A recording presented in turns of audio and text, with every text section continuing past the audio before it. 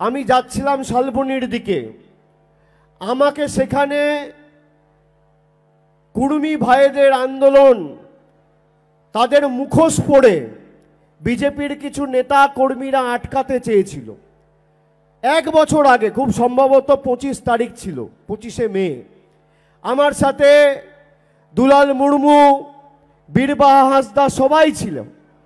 বীরবাহা হাঁসদা একজন আদিবাসী মেয়ে, তার গাড়িতে পাথর ঢিল ছুঁড়ে তাকে আক্রমণ করা হয়েছিল।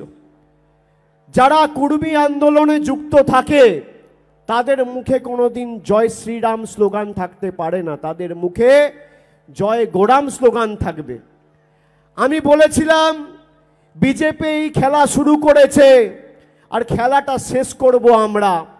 আমি মানুষকে বলেছিলাম যে আমরা এই ইট আর পাথরের জবাব আগামী পঞ্চায়েত ভোটে জোড়াফুল প্রার্থীকে জিতিয়ে উন্নয়নকে অব্যাহত রেখে ঝাড়গ্রামের মানুষ দেবে।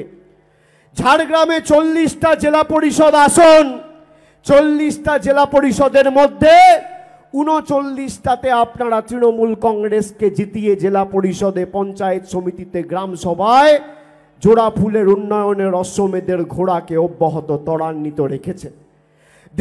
তৃতীয়বার মমতা বন্দ্যোপাধ্যায় সরকার 2021 সালে প্রতিষ্ঠিত করার ক্ষেত্রে যে কটা জেলা অগ্রণী ভূমিকা পালন করেছে তার মধ্যে ঝাড়গ্রাম অন্যতম।